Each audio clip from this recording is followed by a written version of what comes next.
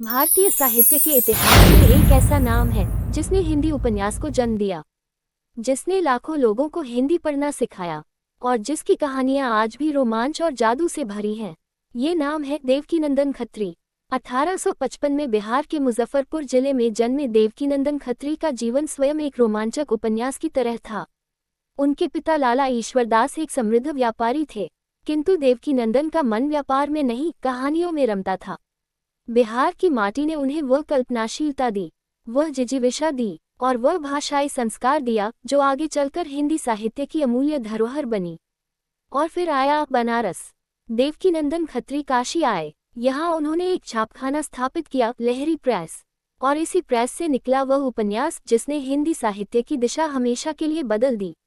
1888 में प्रकाशित चंद्रकांता ये केवल एक उपन्यास नहीं था, यह एक क्रांति थी। तिलिस्म, अयारी, रहस्य, रोमांच और प्रेम, इन सबको एक साथ पिरोकर देवकीनंदन खत्री ने हिंदी में पहला लोकप्रिय उपन्यास रचा। चंद्रकांता इतनी लोकप्रिय हुई कि कहा जाता है लाखों लोगों ने केवल इस उपन्यास को पढ़ने के लिए हिंदी सीखी। यह उपलब्धि विश्व साहित्य में अद्वितीय है। देवकीनंदन खत्री की प्रमुख रचनाएं: चंद्रकांता हिंदी का पहला तिलिस्मी अयारी उपन्यास, नौगढ़ के राजकुमार वीरेंद्र सिंह और राजकुमारी चंद्रकांता की प्रेम गाथा जो रहस्य, जादू और साहस से भरी है। चंद्रकांता संतति, चंद्रकांता का विस्तार।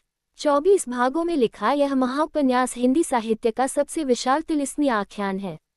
भूतनाथ, इस श्रृंखला को उनके पुत्र दुर्गा प्रसाद खत्री ने पूर्ण किया। रहस्य और रोमांच की यह परंपरा पीढ़ी दर पीढ़ी चलती रही। कांच की कोठरी और नरेंद्र मोहिनी ये उपन्यास भी पाठकों में अत्यंत लोकप्रिय हुए।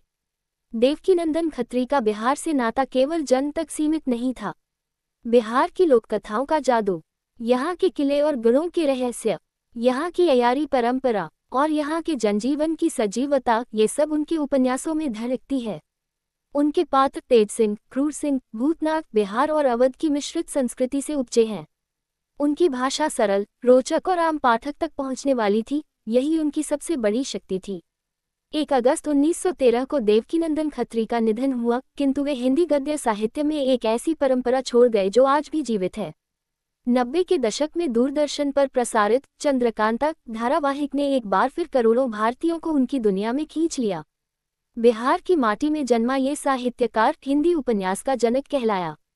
देवकीनंदन खत्री ने सिद्ध कर दिया कि साहित्य केवल विद्वानों के लिए नहीं, साहित्य जनसाधारण की आत्मा की खुराक है। बिहार का ये सपूत हिंदी साहित्य का अमर स्तंभ है।